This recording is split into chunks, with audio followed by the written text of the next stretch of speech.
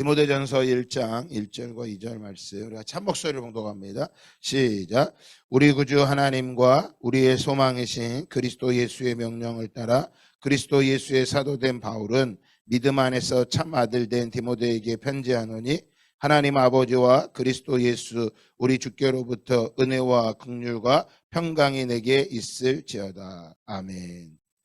할렐루야. 우리가 어제까지 또 마태복음의 산상수훈을 같이 보았습니다. 예수님께서 이 땅에 천국에 대해서 말씀해 주시고 또한 천국 백성의 삶을 말씀해 주셨습니다. 천국 백성으로서의 삶은 여러분 우리가 받았다고 끝나는 것이 아니라 구원받은 이후의 삶에 대해서 말씀하고 있는 것을 기억해야 됩니다. 지난번 열왕기 상하를 다 강의하고 잠깐 동안 우리 산상수훈을 본 이후에 어떤 말씀을 좀 계속 강의할까, 말씀을 새벽마다 볼까 그래서 고민하고 기도하다가 함께 봐야 될 것이 디모데 전서를 좀 같이 디모데 전후서를 같이 보려고 마음을 주셔서 이걸 보려고 합니다. 왜 디모데 전후서를 강의하려고 하냐면 하반기가 되면 교회들마다 임원들이 세워지게 됩니다. 교회들마다 이제 직분자들이 세워지고 내년에 이제 어떤 계획들을 하고 나아갈 텐데 그때 이 주님의 일을 어떻게 해야 되는지를 말씀하고 있는 게 바로 디모데 전후서, 소위 말해서 목회 서신서라고 말합니다. 바울이 쓴 서신서가 많이 있는데 그 가운데서 목회자에 대해서 목양에 대해서 말하고 있는 게 디모데 전후서와 디도서에 대해서 디도서가 그것을 말씀하고 있습니다. 그래서 디모데 전후서와 디도서를 올해 계속해서 보려고 합니다. 여러분도 이 말씀 디모데 전서와 디도서를 보면서 우리가 그리스도의 제자로서 어떤 목양을 해야 되는지 저도 목회에 대해서 다시 한번 뒤돌아보고 여러분도 각자의 삶 속에서 영혼들을 섬기고 나아가는 일들이 특별히 새벽에 기도하는 분들이 직분자이기 때문에 직분을 감당해야 됨을 잘 말씀하고 있는 게 디모데 전후서와 디도서라고 말씀할 수 있습니다. 또한 교회 안에 어떻게 해야 되는지 바로 어떻게 해야 된다라고 하는 것은 교회 안에 많은 문제들이 있다라는 것을 이야기하고 있습니다. 바울이 디모데가 사역했던 에베소 교회만 해도 많은 문제와 어려움이 있어서 바울이 이 디모데에게 많은 위로와 또한 어떻게 이 목양을 해야 될지를 말씀하고 있습니다. 늘 말씀드리지만 이 교회 안에 문제가 많다라고 하는 것은 교회 안에 영적 싸움이 치열하다라고 말하는 거예요. 그러니까 아무런 문제가 없이 편안하게 다닐 수 있는 곳을 찾는 사람들은 참 죄송하지만 어리석은 사람입니다. 왜냐하면 많은 어려움 통해서 믿음이 성장하는 거예요. 운동을 할 때도 근육이 늘어날 때, 역기를 들거나 할 때 이렇게 막 힘이 들 때, 처음에 안 힘들 때는 별로 근육이 늘어나지가 않는다고 합니다. 그러나 힘이 들고 어려우면 그것을 거치고 나야지만 그때서야 근육이 생기는 거예요. 그래서 교회 안에 많은 갈등과 어려움이 있다라고 하는 것은 우리의 근육이 커지는 시간이에요. 그러니까 그 시간을 이해할 필요가 있는 거예요. 다니엘 기도 지금 하고 있지만 말씀드린 것처럼 지난 그저께 어제 말 그저께였죠. 하셨던 그 목사님 말한 것처럼 기도해야지만 그 어려움과 위기를 뭐 할 수 있어요. 이겨 나갈 수가 있는. 바울이 이 에베소 교회 당시에 에베소라고 하는 것이 굉장히 이렇게 음란한 도시고 특별히 디모데전서에 여자들이 교회 안에 나서지 말라고 하고 있어요. 여자가 남자보다 왜 서는 게 옳지 않다. 이거는 단순히 오늘날에도 적용해야 되는 게 아니라 당시 에베소에는 아뎀이라고 하는 여신이 있었단 말이에요. 그 아뎀이라고 하는. 지금의 그 아데미는 오늘날에는 마리아 숭배사상까지 연결이 된단 말이에요. 그 아데미 신상이 있다 보니까 여자들을 바라볼 때 이 영적인 것을 보는 게 아니라 외모적인 것을 보고 당시 여자들은 외모를 관리해야 되고 그다음에 여사제가 있을 때 당시의 여사제는 이 몸을 파는 이 신전에 있는 창녀와 같은 역할들을 했단 말이에요. 그러다 보니까 그들 안에 있는 힘처럼 교회 안에 그것들이 들어오지 못하도록 바울이 이야기하고 있는 거지. 오늘날에도 동일하게 적용돼야 되는 것은 아니라고 생각합니다. 저는 지금 교단에서는 여자 목사님들을 인정하지 않고 또 여자들이 하는 것을 인정하지 않지만 그런 면에서 감리교회는 참 열려 있어요. 왜냐하면 신학의 폭이 굉장히 넓기 때문에 많은 것들을 수용하고 받아들이고 있기 때문입니다. 그래서 어떤 교단이 옳고 그름을 말하는 게 아니라 하나님께서 오늘 말씀을 통해서 디모데전서 전후서를 통해서 오늘 저와 여러분이 그리스도의 제자로서 살아가는 길들이 어떤 것인지 또한 무엇을 준비해야 되는지 또 각자의 역할 가운데서 가정 안에서도 마찬가지입니다. 그래서 가정과 교회 다 연결이 되어지게 되어 있는 것입니다. 바울의 우리 디모데를 잠깐 좀 보기 원하는데요. 디모데는 바울이 1차 전도 여행, 바울은 총 3번의 전도 여행을 가죠. 3차까지 전도 여행을 가고 그 1차 전도 여행 갔을 때 루스드라고 하는 더베와 루스드라고 하는 지역에서 복음을 전했을 때 만났던 제자입니다.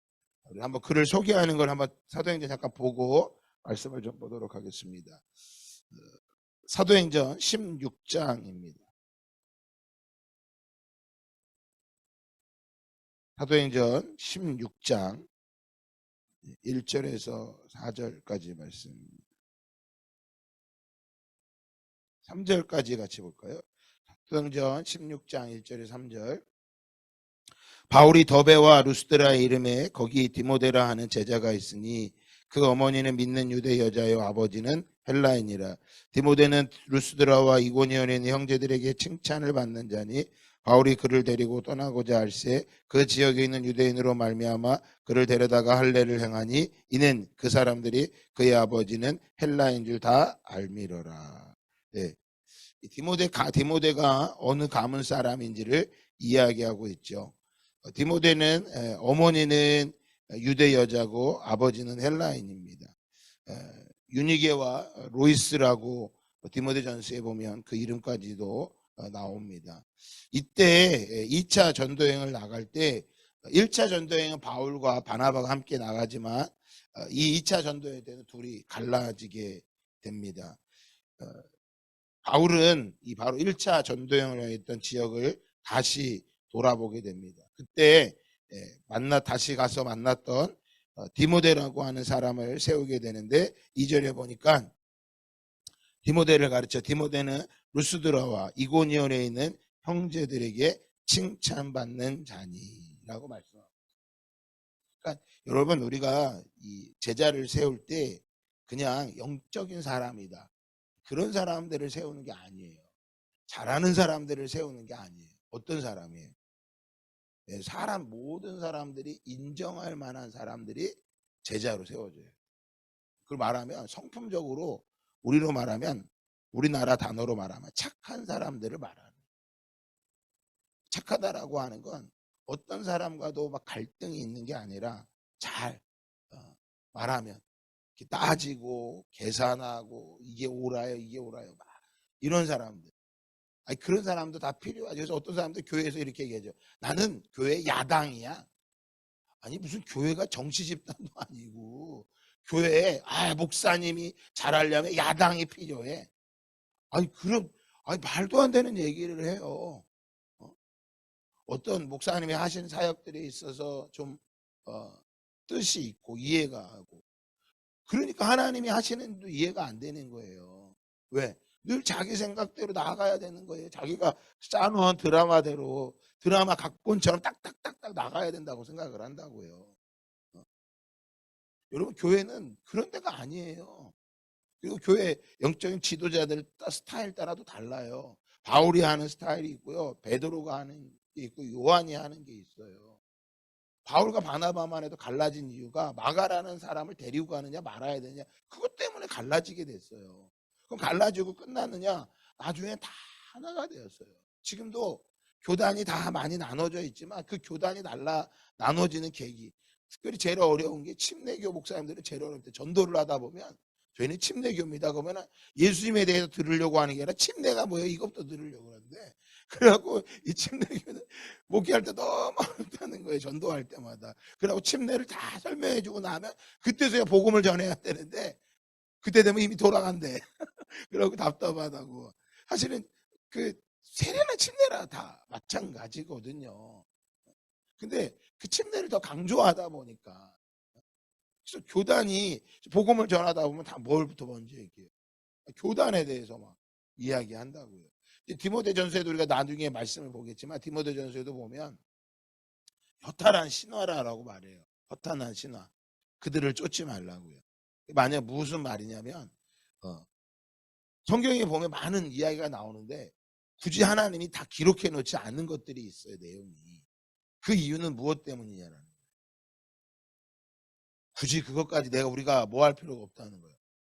알아야 될 이유가 없는 건데 그거에 이 신학자들이 연구하다가 뭐하는 이게 아니다 기다 그걸로 싸우는 거예요. 침례만 해도 세례만 해도 침례 받았다고 다 믿음 생활 잘하고 세례 받아 못하고 세례하면 옳고 그런 부분이 아니거든요. 당시엔 물이 없었기 때문에 세례라는 것을 할 수밖에 없었어요. 근데 그게 이제 계속 흘러가 전통이 되니까, 그러면 세례도 침례도 흐르는 물에 해야 되는데 또 흐르는 물에 갈 수 없으니까 침례탕을 만들어서 해요. 그럼 또 각자 또 이야기해요. 침례탕이 맞겠냐라는 거예요. 탕에 들어가면 흐르는 물이 아닌데. 그러니까 정말 본질에 대해서 이게 본질을 가지고 고민해야 되고, 본질이 아닌 것을 이야기하면 거기에 대해서 말할 수 있어야지, 본질이 아닌 다른 것을 가지고 뭐 할 필요는 없다는 거예요. 실험할 필요는 없는 거예요. 그런데 그거를 막 못 견뎌가고. 그러니까 여러분, 이 제자가 착하다라고 하는 게 칭찬만상이 뭐냐면 똑똑하면 힘들어요. 그게 똑똑하면. 그래서 똑똑하면 똑똑할수록 뭐 해야 돼? 더욱더 겸손해야 되는데 배움이 많다 보니까. 어떤 배움이요? 하나님에 대한 배움, 하나님의 말씀에 대한 배움과 고민, 내가 이 말씀대로 살아가고 있느냐, 이걸 고민해야 되는데 이게 아닌 어떤 거예요? 지금 옳으냐 틀리냐, 그걸 가지고만 계속 씨름을 하고 있으니까 그런 사람들이 만약에 교회 장로님이 되고 직분자가 되잖아요. 그럼 정말 힘들어요. 보통 장로교에서는 위임 목사라 그러더라고요. 저희는 감리교라 다 목회자가 되면 이제 교회를 치리하지만 위임 목사가 되지 않으면 언제든지 교회 법안에 보면 3분의 2가 반대를 하면 교회에서 사역을 할 수 없다 그러더라고요. 보고 깜짝 놀랐어요. 장로님들이 아주 교회에서 중요하거든요. 근데 요즘 우리 감리교 안에도 이 장로님들의 그런 장로교 영향들이 많이 들어와서 이 교회 안에 이 장로님들이, 목사님들이 새로 오시거나 또 바뀌거나 그러면 아주 그 목회에 대해서 어렵게 하는, 목사님들이 목회를 하는데 이유가 뭐밖에 없겠어요? 하나밖에 없죠. 하나님의 나라와 교회. 아닌 분도 있겠지만 대부분이 다가. 그래서 복이 뭐예요? 좋은 목사님을 만나는 게 복이에요. 바울이 이 디모데를 제자로 삼고 끝까지 그를 잘 치리하게 됩니다. 이게 무엇 때문일 것 같아요? 그의 어머니 루스드라와 그 유니게와 로이스의 외조모의 그 기도를 보면서 저도 우리 선웅이가 좋은 영적 그 리더인 좋은 분들을 만나서 함께 하기를 원해요. 그래서 그분들의 기도도 받고 함께 세워져 가고 좋은 그 모습들. 근데 이 성경에 디모데를 이야기할 때 디모데가 가르쳐요. 칭찬받는 자니. 저는 바라기는 이번에 디모데 전후서를 우리 모두 다 함께 보면서 여러분들이 모두 다가 그 믿음의 형제들에게 칭찬받는 자로 세워지기를 주님의 이름으로 축복합니다. 칭찬받는 모습. 바울이 디모데 전후서를 기록하면서 동일하게 디모데에게 무엇을요? 사역자로서, 또 그리스도의 제자로서, 목회자로서 동일하게 이야기하죠. 이것은 단순히 디모데뿐만 아니라 오늘 저와 여러분뿐만 아니라 교회 안에 사역을 해야 되는 한 사람 한 사람도 이와 같이 세워지기를 주님의 이름으로 축복합니다. 바울이 3차 전도여행을 하고 그때 에베소 지역에 디모데를 사역자로 남겨두고 가게 됩니다. 디모데가 나이가 많은 사람이 젊은 사역자였습니다. 디모데라는 이름의 뜻은 하나님을 영화롭게 하다, 하나님께 영광을 얻다, 그런 뜻을 갖고 있습니다. 그 이름처럼 하나님을 영화롭게 하고 하나님의 영광을 얻는 자로, 이름처럼 부모님이 아주 그런 이름으로 세워주게 되죠.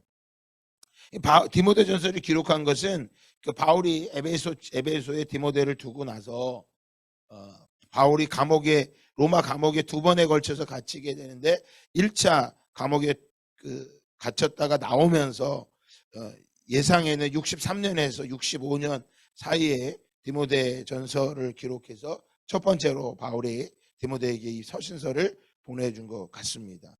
그래서 그 서신서를 통해서 바울이 이 에베소 사역을 어떻게 해야 되는지, 그러면 이 서신서를 기록할 때 바울에게는 어떤 소리가 들렸을까요? 이미 디모데가 에베소 사역을 하면서 뭐한 거를 많이 지치고 지친 소식을 듣게 되는 거예요. 많은 문제들이 일어난 거예요. 그러니까 바울이 있을 때도 어렵게 했는데 바울이 떠나고 나니까 젊은 사역자 디모데가 세워지니까 어떻게 하는 거예요? 얼마나 또 더 많이 힘들게 했겠어요. 그것을 이제 어떻게 해야 되는지를 말씀하고 있는 거죠. 우리가 교회 안에 리더가 되고 사역을 한다라고 하는 건 어려움이 없는 게 아니에요. 당연히 어려움이 있어요. 당연히 저항 세력이 있고 당연히 힘들게 하는 사람들이 있어요. 그래야지 하나님을 뭐 하는 거예요? 찾고 기도하는 거예요. 세상처럼 라이온스 클럽이나 개모임처럼 그렇게 놀고 먹고 마시는 그런 데가 교회가 아니에요.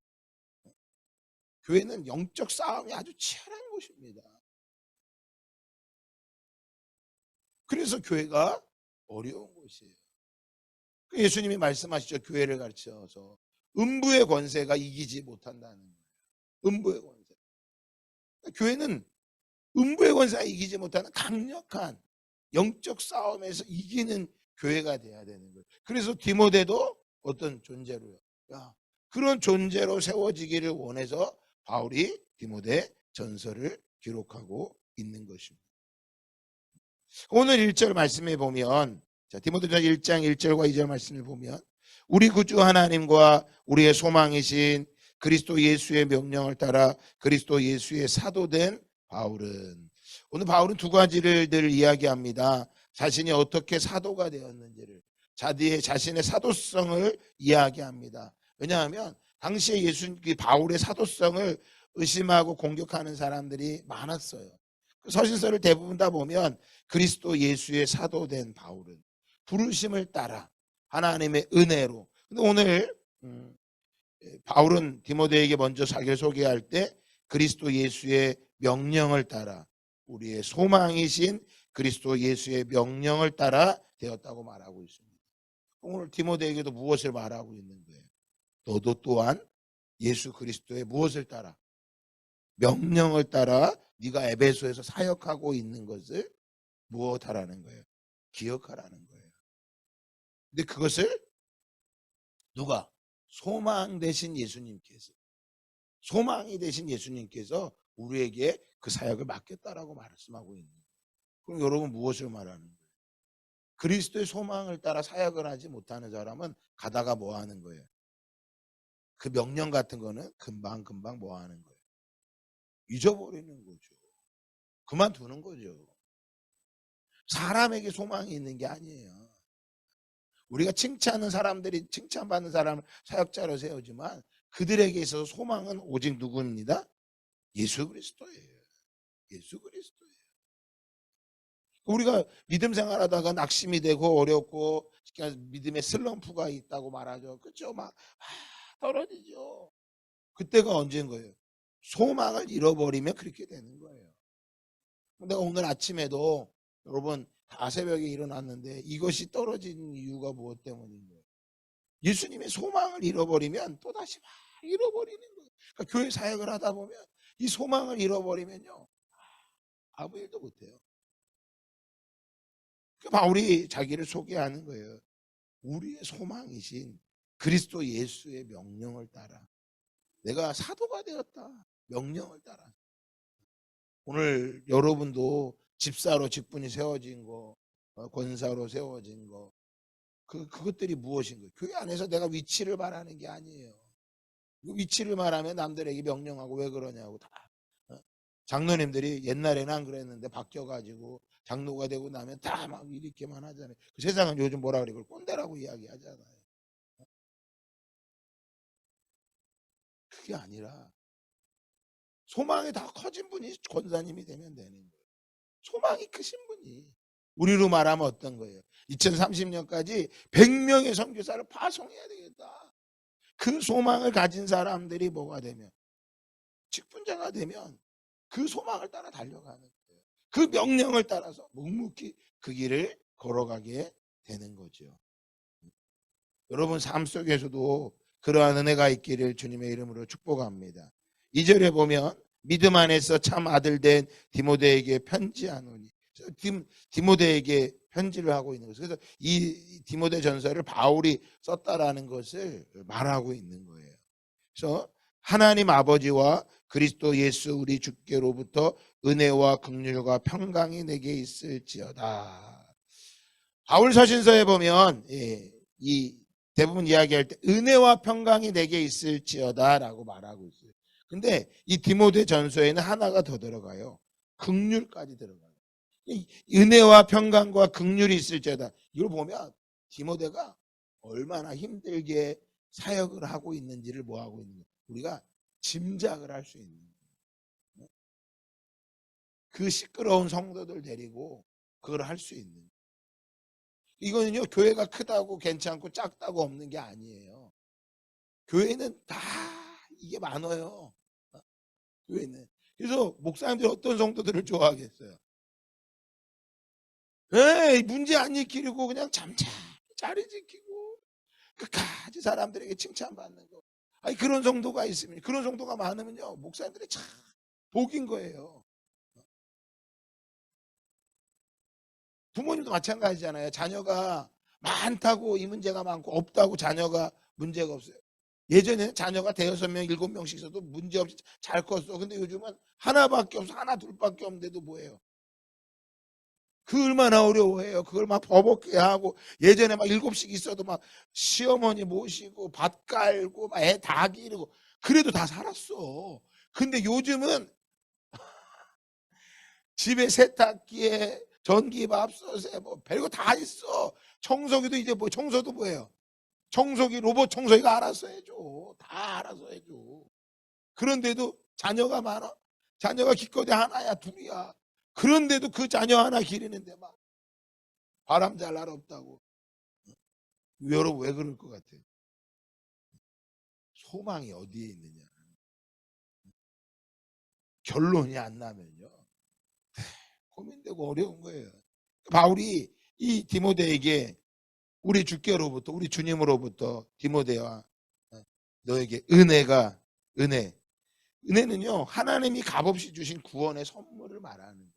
너에게 은혜가 있을지, 하나님이 베푸신 값없는 그 은혜의 선물이 구원의 선물, 은혜의 결과로 우리에게 구원의 선물을 주셨는데, 야 너에게 그것이 있기를 원하노라. 은혜. 그러니까 저와 여러분도 오늘 무엇이에요? 하나님이 값없이 베풀어 주신 그 구원의 선물을 기억할 때마다 그게 은혜를 받고 있는 거예요. 그러니까 와 다니엘 기도하고 난 막 눈물 흘리고 막 울고 야 은혜 받아서 눈물을, 그것만이 은혜가 아니라 그것도 은혜죠. 근데 날마다 은혜 받을 수 있는 건 하나님이 값없이 베풀어 주신 구원의 선물을 생각하시면 돼요. 구원의 선물. 값없이 베풀어 주신 그 선물을 막 생각하면 하나님의 은혜가 우리에게 충만히 임해서 그 은혜를 따라 각자 사역을 감당해야 하게 될 수 있음을 믿으시기를 주의 이름으로 축복합니다. 두 번째로 말하는 게 긍휼입니다. 하나님이 인간에게 모든 상황을 지배하시고 한없는 사랑과 위로를 베풀어 주시는 것을 긍휼이라고 말하는 것이. 우리의 모든 상황을 하나님이 뭐하고 알고 계시고 너희에게 위로를 베풀어 주신다라는. 고린도후서 1장 4절과 5절 말씀에 보면 한번 같이 한번 너무 중요한 말씀이라 한번 같이 한번 읽어볼게요. 고린도후서 1장 4절과 5절 말씀을 보면서 오늘 이 새벽에 참석한 여러분들에게 이 긍휼이 임하기를 주님의 이름으로 축복합니다. 긍휼을 말할 때 고린도후서 1장 4절과 5절에 보면 이렇게 말씀해요. 다 같이 한번 읽어볼까요? 시작. 우리의 모든 환난 중에서 우리를 위로하사 우리로 하여금 하나님께 받는 위로로서 모든 환난 중에 있는 자들을 능히 위로하게 하시는 이시로다. 그리스도의 고난이 우리에게 넘친 것 같이 우리가 받는 위로도 그리스도로 말미암아 넘치는도다. 네. 이 고난 중에서 하나님이 위로해 주시고 환난 중에 위로하신다는 게 뭐 하는 거예요? 이게 긍휼을 베풀어 주시는 거예요.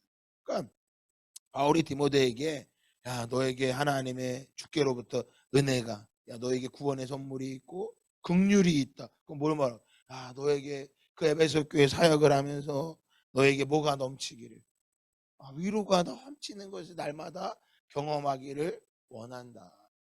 그러니까 바울이 디모데에게 무엇을 얘기하는 거야? 야 너 사람들 보고 목회하지 마.